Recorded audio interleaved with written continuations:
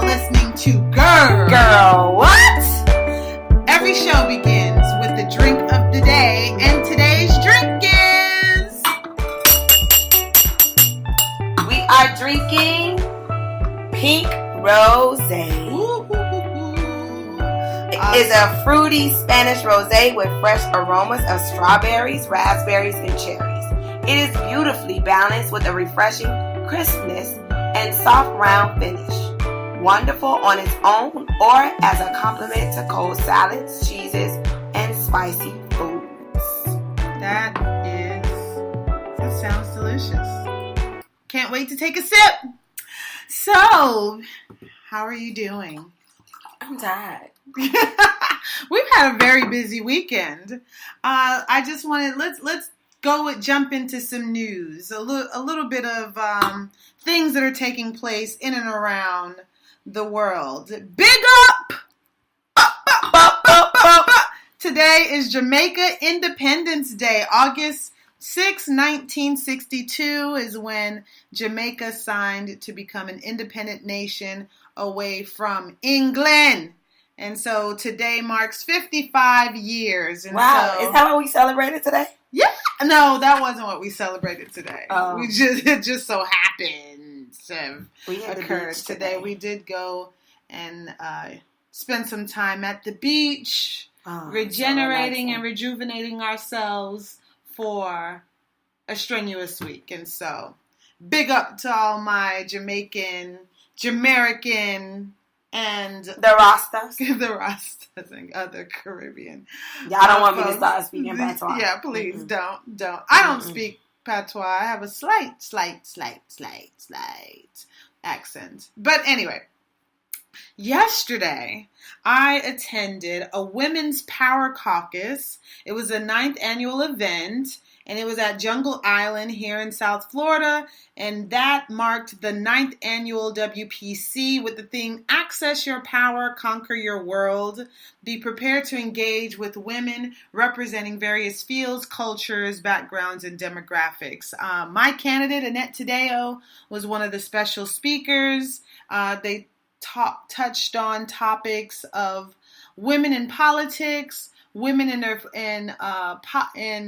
finances, and other series, concerning the engagement of women and how we can support one another. I really, really enjoyed myself there. I didn't stay long, but the time that I was there before our lunch break, it was pretty exciting. I mean, it really reignited my desire to support women and how girl power and how we continue to do that. So, big ups to the organizers and everyone there during that. And, the last thing that I'll go over is something I found interesting. Organizing for Action was formerly Organizing for America, which was the organization inspired by Obama. We haven't heard from him in months through that, but a person close to the former president says that he's likely to lend support later this year to OFA, as well as the DNC, which is the Democratic National Committee, and the National Democratic Redistricting Committee. This could include fundraising and other help, but not direct leadership role. In the meantime, OFA isn't sitting still. It's already looking at plans to get into 2018 with a massive voter registration drive that could become its main project ahead of the midterms. And so, those are a couple of news. I have one little tidbit of news. Since I am an educator, and somebody told me when I got to go back to work. Oh God. So anyway, the Trump administration is signaling a possible shift in its plan to grant the more than 1 million trillion federal student loan portfolio to a single loan servicer, according to a Department of Education announcement on Tuesday. That was this article was written on August 2nd. Wow. So what does that mean?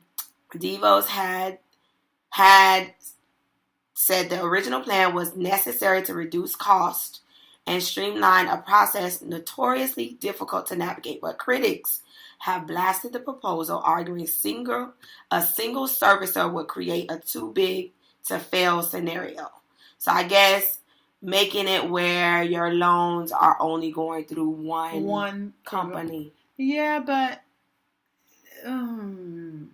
so how do you feel about that?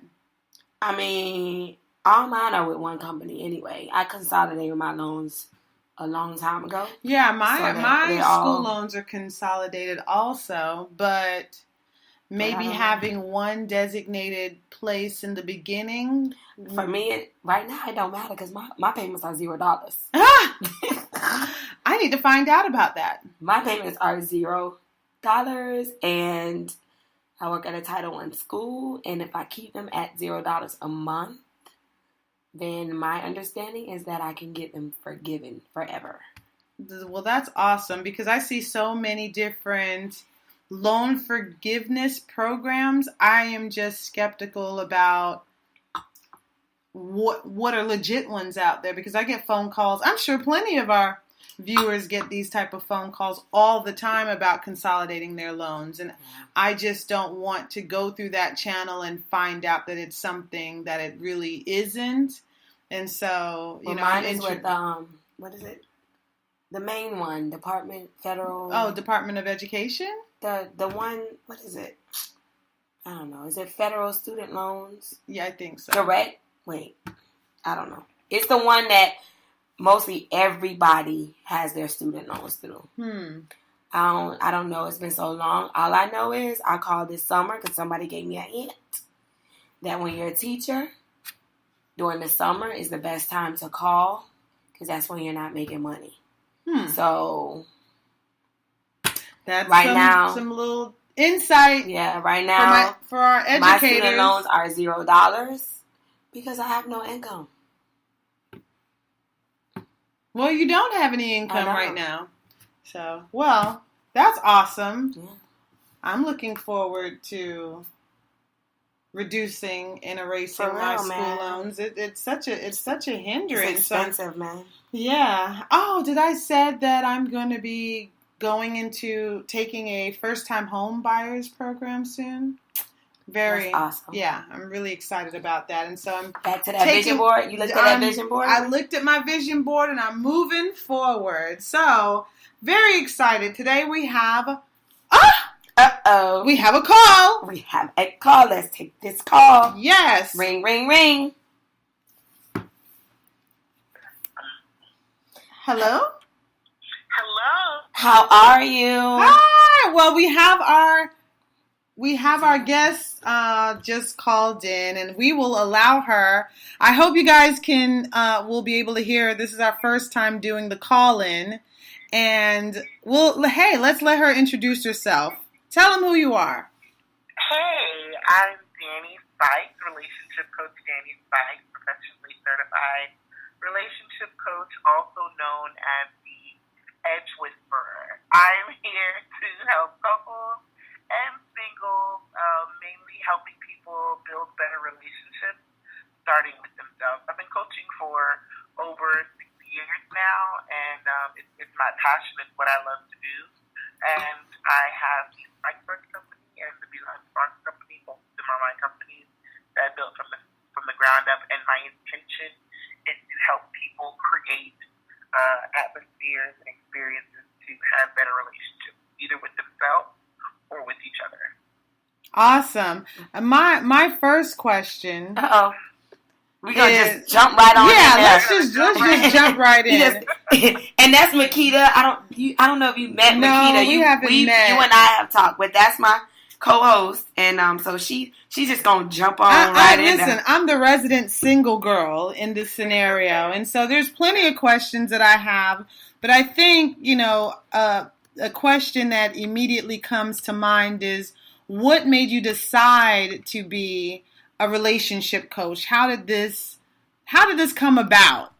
Was there a need or, just tell us a little bit about that. Definitely a need. When I went to school, I went to Spelman in 2005. When I started my undergraduate, I thought I wanted to be a corporate attorney. I took one political science class and realized it was not for me. I took psychology, fell in love with it, And I always wanted to figure out what did I want to do. I knew I didn't want to be a traditional therapist or counselor. I wanted to do something different. And so in 2012, my husband and I, my then boyfriend, now he's my husband, sat down and we had conversations about relationships. There were a lot of statistics going around, especially with Yale University, saying that Black women, 42% of Black women had been unmarried versus their Caucasian counterparts at 24%.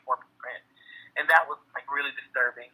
You add that to the images of women, especially Black women in media, I was like, okay, something needs to be done. That's how I started. And the deeper that I got into, I took, coaching program at University of Miami, completed it. And the more that I got into having these conversations, I realized that there was one baseline. And it was that we need to start talking about how we dealt with ourselves on a one-on-one basis before we can start talking about anything else. And so it's something that I'm passionate about. I've always been passionate about it, and it comes very naturally to me. And so that's what made me decide to make it a full-time career and to dedicate my life to it. Wow. Okay. Let's see. Do I have any other questions right now, Melanie? I got a question. Because, listen, okay. I'm married, but I watch, I kind of, I guess, people watch. I'm kind of nosy on social media. And I have single friends, and, I watch the posts and things like that. Okay, why is it, and we're going to talk about Black women, because our show, just so you know a little bit about our show, which I think you probably figured it out already, we are channeling this podcast to reach the Black community. And our efforts, we're trying to be a voice to bring up topics that always are, things that are discussed. And in an effort to try to rebuild, refocus the Black community. So I'm noticing there are a lot of beautiful Black women. And their complaints are they can't find a decent man. So, in other words, like the show title, where is my doggone Prince Charming? That's a good question. That's a good question. Okay, so I'm going to be honest, and a lot of people are not going to like me, right? But I'm going to tell you the truth. One thing about Dani, I'm going to give you your medicine, but I'm going to add a whole bunch of sugar when I give you your medicine. So the truth is, you probably met your Prince Charming, but you were too wrapped up in whatever it is that you think that he should have been or how he was supposed to come, and you missed him. Not saying that you're not going to meet another Prince Charming, but more likely than not, you probably missed him. And the reason why... Did I step off of my toes? No, you didn't step on I totally agree. I mean, I'm listening. I kind of agree with you, but go ahead, keep going. Okay. Why I say that is when I meet with single women, this is why I always say the most important relationship is a relationship that starts with you. We have to talk about this list, right? And so we hear all these people, these quote unquote relationship gurus, act like a lady, think like a man, or have a list and make sure it's 60-year list and your list has this and that. But we never stop and take time to look at what's on our list, why we say we want what we want, and why are we looking for the particular things that we are looking for. How many of those things are going to help us become the person that we want to be, the wife that we want to be, the leader that we want to be, the mother that we want to be, the business maker that, the entrepreneur, whatever it is that you're doing that you want to be. How many of those things on your list in your partner is going to help you to get to that? And how many things that you focus on or that you choose to focus on is going to help you get to or help your partner, your hypothetical partner, get to wherever they need to get. You understand what I'm saying? Right. I can't hear you guys. Yes, we heard you. We're taking it all in. We're taking it all in. We're taking it in. We're taking notes. Yeah, a lot of people have been.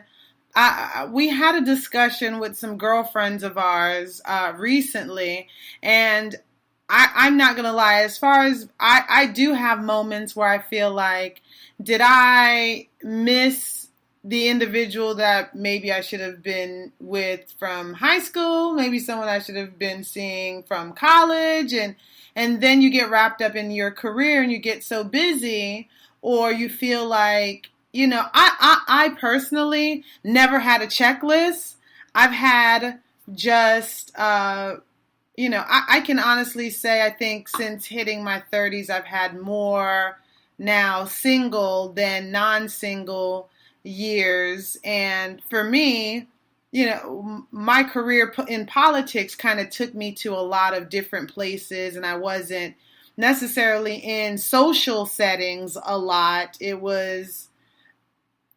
I realized that, I know I probably missed my bus. I know that my Prince Charming is still, there is definitely something there in the future, or, hopefully now, soon. But I do think that we have shifted our focuses on, building lives with individuals and having a strong family and stuff into, focus on your career. Don't focus on dating. And then you turn around and you're 30, and then you turn around and then you're 40. And it's like, where was that plan where, not only have you missed the bus on your possible Prince Charming or, or your soulmate or mate, you've also possibly missed opportunities on having kids and, again, building the family. I think there's a breakdown that's happening with our community lately. Can you share your thoughts on that? Okay, so when it comes to those types of conversations, I feel like there is a huge dissonance. You either have one person on one side of the spectrum or one person on the other side. And can you speak up a little bit? I'm not sure if everyone's catching you. Can you hear me now? Yes, that's better. Much better. Okay, perfect. So you'll have one person on one side of the spectrum or one person on the other side. And my number one thing is intention. Where is that person coming from? More often than not, when I hear, especially women who are 40, 50, giving advice saying, only focus on your career. Don't worry about a man. That'll happen later on. Don't give them any energy at all in your 20s, in your 30s. Give them no energy, pay them no attention. I'm asking, okay, where is that coming from? Not saying that you shouldn't invest in your education. That's important. You should invest in moving forward and growing as a human being on your own. That's essential. But also you want to be very weary of when people are telling you not to focus on building a relationship, especially a romantic one, if they're coming from a place of hurt. If they're coming from a place of brokenness. If they're coming from a place where they may have been in a relationship in their early 20s, 30s, and it may not have worked out the way that they planned. And so now they're carrying on that mantra and planting those seeds into the next generation. And that scares me a little bit. Also, the conversation is now, how much do I give to a relationship and how much do I give to my career? My answer is, how much can you afford to give? Because we always talk about the love deposits to a relationship, but you also have to think about those deposits when it comes to yourself. How much have you invested in yourself that you can afford to give to a relationship realistically? And you need to have like those honest, tough conversations face to face. And then how much are you investing in your relationship in terms of education, in terms of moving forward, in terms of yourself as an individual? How do those two compare? What are you giving more attention to? Because you can't give more attention to the education because then you turn around and you're 40 or you're 30 and you're like, well, I wanted to have a family by this age for one reason or another. And you may not, and you feel like the time has passed you by. And then you also don't want to invest so much of yourself into having a relationship, being married or being, with someone, coupled with someone, that you also miss this other area of your life, which is personal fulfillment, working on your moving your education forward or starting a business or working up the corporate ladder or whatever other journeys you want to So it's twofold. When I talk to people, I always bring it back to you because as a coach, I have to understand that my experiences are very intrinsic and true for me. I'm never going to tell you what I did as a blueprint for what you should. Exactly. What I will do is I'm going to turn this around and I'm going to ask you tough questions, which is in terms of investing in a relationship, how much have you invested in yourself that you can afford to give someone else? Because you shouldn't be giving anything less than 100. So you need to make sure that you're full, and anything left over, then you can give that to someone else. Are you full? And then secondly, what are your plans? What are your goals? How much are you investing in that? Now, let's compare the investment. Which one is more important to you? Which one are you giving more attention to, and why? Okay. Did that answer your question, or did I go off on a tangent? Oh no! I mean, listen. I understand that at the end of the day, there needs to be a balance, and it sounds to me that there are some things that our community is definitely in need of repair and self-love. Yeah. Because that, I mean, we can talk about what's happening historically in our communities that's breaking down the Black family and realize that in the midst of all of that, there is a lot of hurt, there's a lot of racism, there's a lot of things that's compounding what's happening in our communities. And I'm a relationship girl. I love. I want to be in a relationship myself, but some of my challenges is, finding someone that's single, finding someone that, finding someone that's not, that's also at least in that same mindset as me. I think it's really challenging. Even purposely going on to dating sites and I'm not putting in like a big criteria, but just some general stuff, and you start to have some conversations and you think that there's a spark, you meet someone and you realize that they're not genuinely there for relationship purposes, especially when you're intentionally putting yourself out there and is like, look, I'm looking for a relationship for these purposes, for companionship, for, building a life. And then you talk to someone and they're so busy being fixated on how big your butt is, or, the conversation isn't, it's not an engaging conversation. And for me, I do need a challenge. I need a strong man. I need someone that's a leader. And that doesn't come with a laundry list of wants. It is just certain things. I have to be attracted to you. You don't have to look a certain way, but there has to be an initial attraction, and I have to be with someone that is strong. I know that about myself, and trust me, I've even spoken to some folks that was like who likes you, but sometimes that's not really an easy thing to latch on to. I've attempted to do that, but I know what my limitations are. All that being said, I am still very much open and ready for my life partner when that comes, and I'd love it to come sooner than later. So this is just me speaking for me, but I'm sure other people feel the same way. I've never had a laundry list. I've never had a whole bunch of things that I'm checking off when I'm looking for someone. There were just a few key things, and maybe that doesn't help. And I'm an extrovert when it comes to a lot of things socially, but when it comes to really full on engagement with guys, I find myself going into a shell. Which kind of leads me to the next question I had.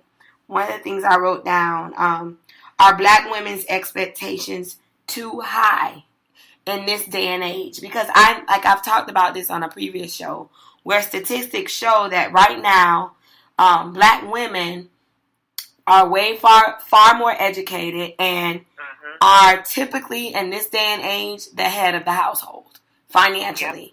So, and I know, I'm in my 40s. I'm 41.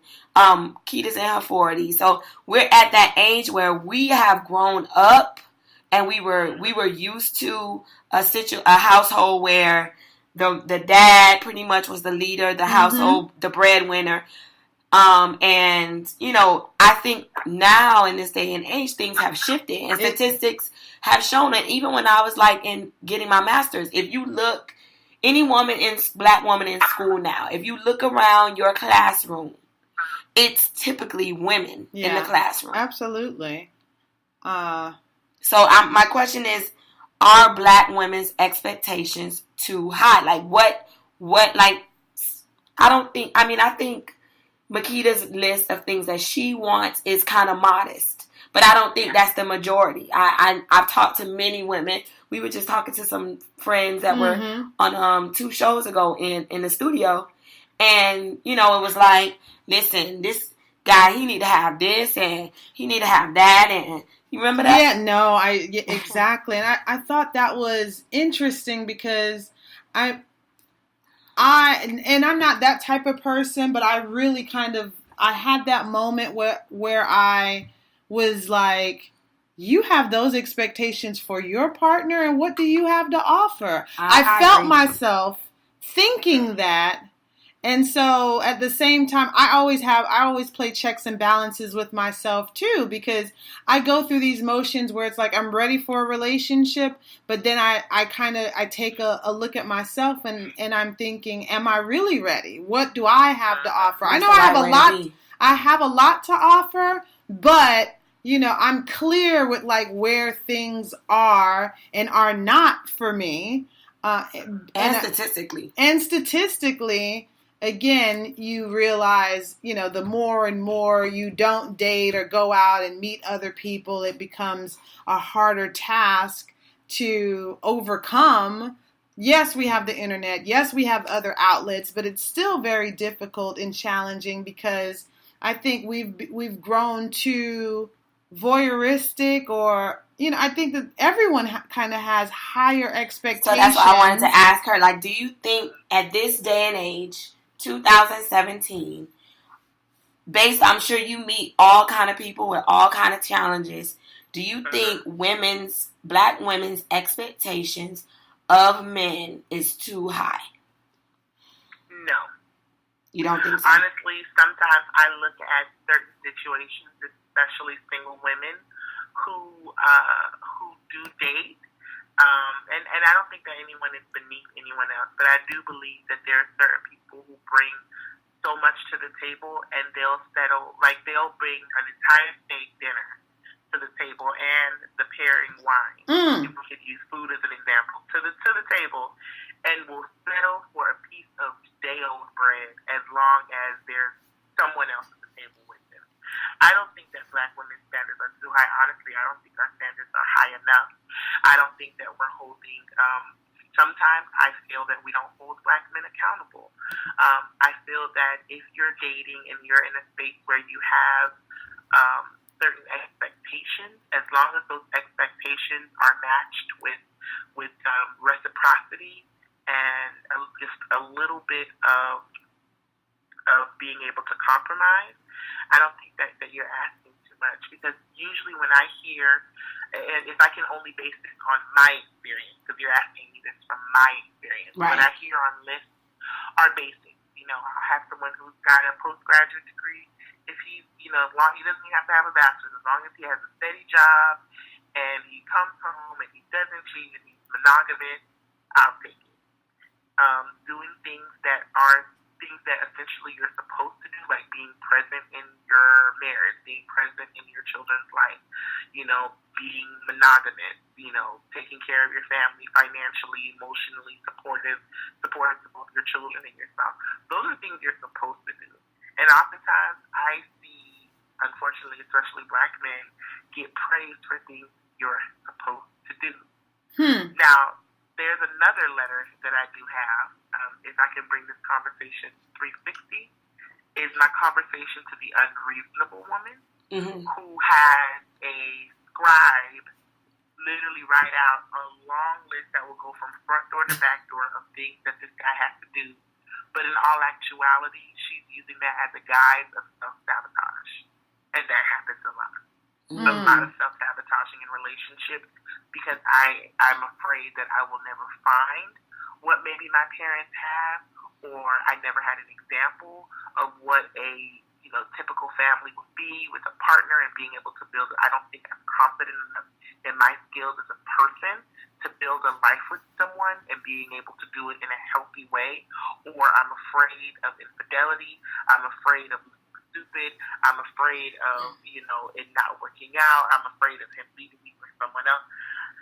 There is a lot of self-sabotage hidden behind those lists. So do I think black women as a whole are unreasonable when it comes to black men? No.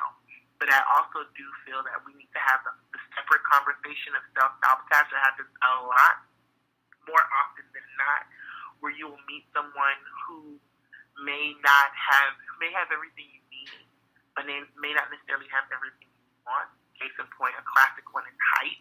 I think that's very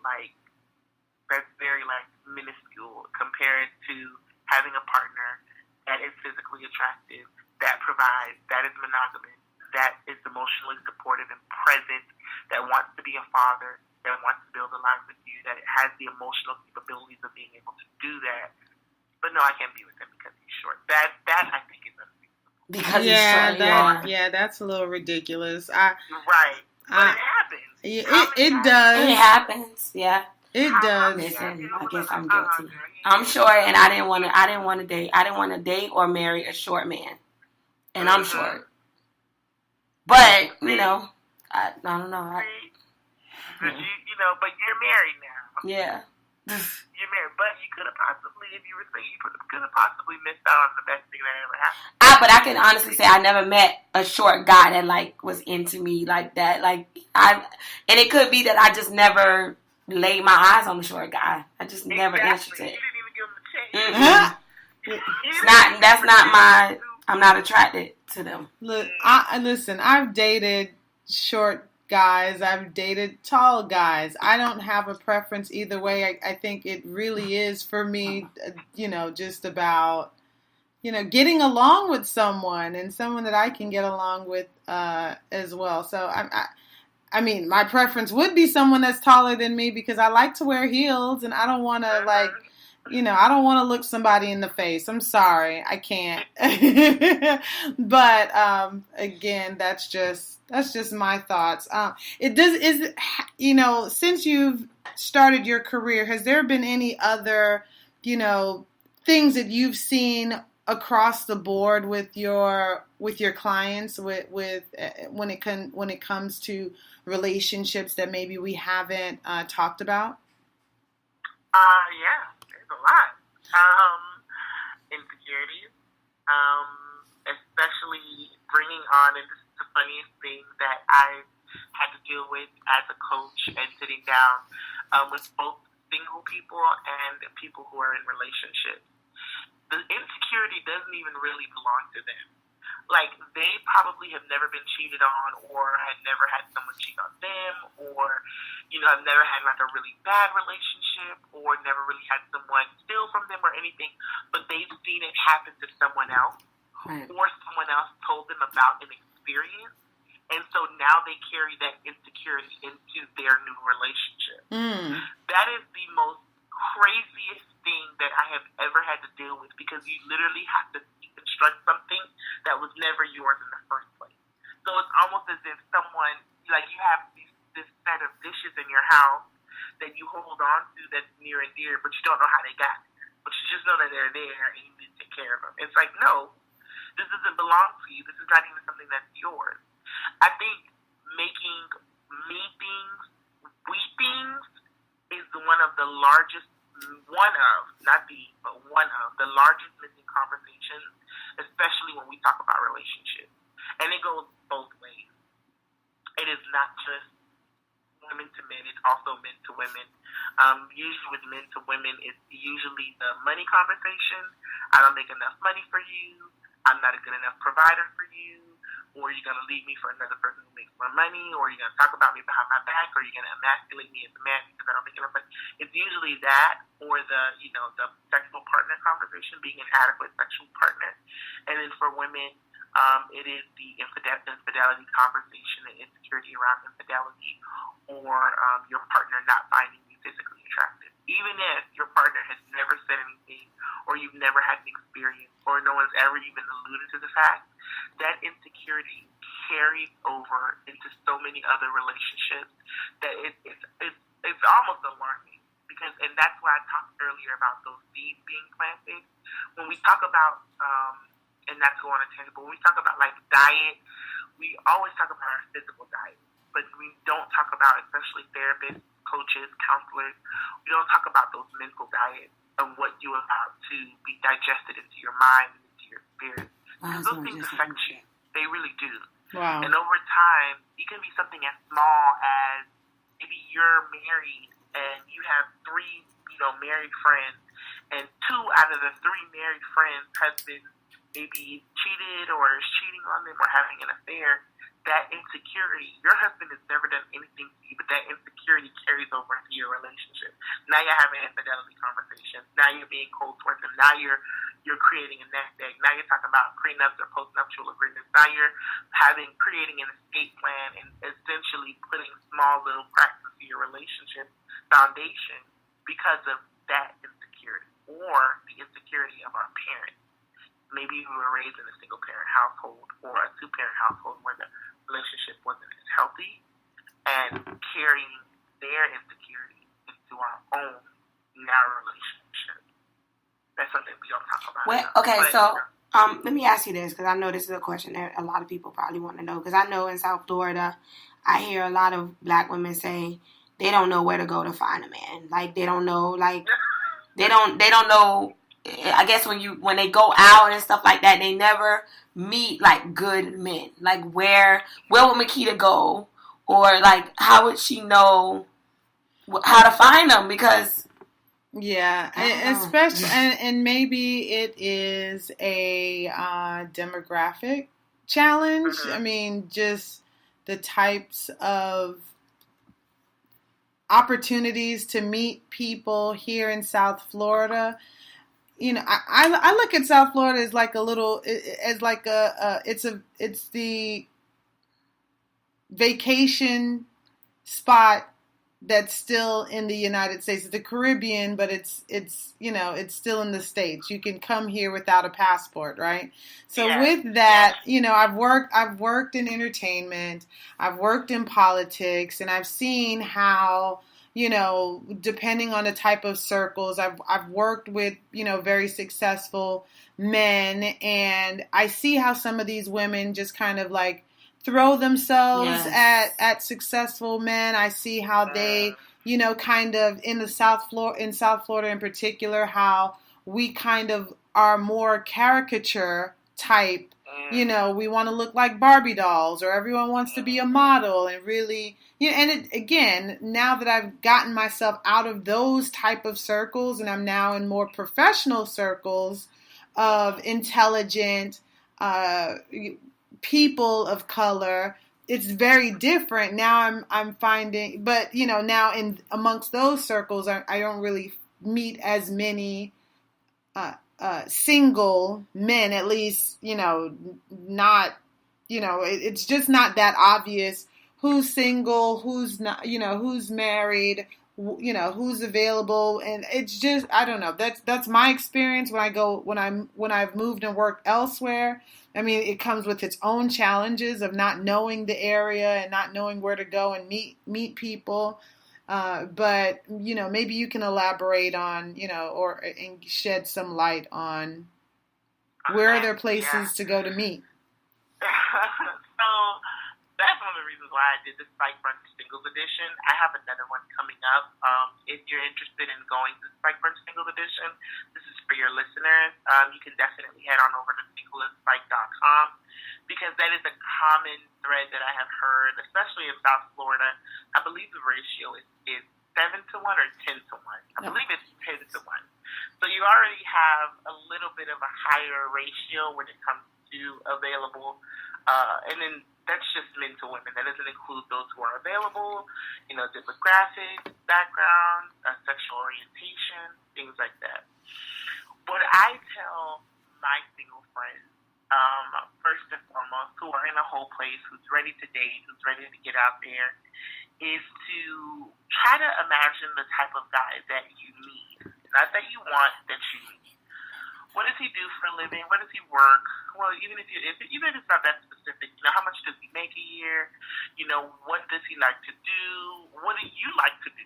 What are your hobbies? What are you into? Where do you, like to go on the weekends, or people that you like to hang around? And think about where that person would work, play, and pray. And then try to find events that are around that. So say, for instance, maybe you may be Catholic, or you may be Baptist, or you may be atheist. Try to find events on Facebook where you can see who's going to be, at those types of events. Maybe a Baptist or a Catholic church, or if the atheists are getting together for a picnic on Sunday. If you're a professional and you want to be around professional men, definitely join organizations like the Young Professional Network. There are several chapters: Miami, Broward, Palm Beach, West Palm Beach, and visit other chapters. Well, because your chapter. No, I don't want to interrupt, but we're getting into a great discussion, but we're gonna. I know. We only have 45 minutes. It's a short program, I know, but we will definitely continue with this conversation at a later date. What I want to capture is a quick 30-second. Where can they find you? Where can they find you? If you had something that you wanted to share. Your brunches, I know you have a married one. Tell them where they can find you. Yes. Okay, so you can follow me on Instagram. I just hit 1.6K today. Yay! Oh, that's awesome. I love Coach Dani, D-A-N as in Nancy, I, Spikes, S-P-I-K as in Kite, E-S. I put updates all the time with daily affirmations, in addition to little short videos, bite-sized, how to work on your relationship with yourself and others. If you're interested in going to the single brunch, it's singleandspikes.com. You can go ahead and log on and sign up to get your single and spike tickets. If you're interested in the couples brunch, our last couples brunch for the year is going to be October the 21st. I want to go to that. Spike brunch after dark. Tickets will go on sale soon. Go to spikedbrunch.com, SPIKEDBRUNCH.com. Sign up for a free discount code. That way you'll be on my list, but you'll get emails and updates of when we're going to have our next Spike Brunch. And also, if you want to check me out online, go to my website. I am Dani, D-A-N as in Nancy, Spikes.com. You can schedule a one-on-one time with me. If you liked what I said, if you didn't like what I said, whatever, I would love to hear from you and talk to you guys. Okay, thank you so much, Dani. Thank you, Dani. We may have you back on the show. We appreciate you. Yes. Next time I will be in studio, and we're going to have an even deeper conversation. We're going to get into all the nitty-gritty. That'd be awesome. That we missed today. Absolutely. No, that's great. And, audience, you can catch our show, on next Sunday, same time, same place. We are on. Just want to get into concluding the show and remind you to follow us on Facebook, Twitter, Instagram. Girl What? We're on iHeartRadio, iTunes, Google Play, Spreaker. Carry us to the next. And our verse is Colossians 1:16. All things have been created through him and for him. And on that note, you are listening to Girl What?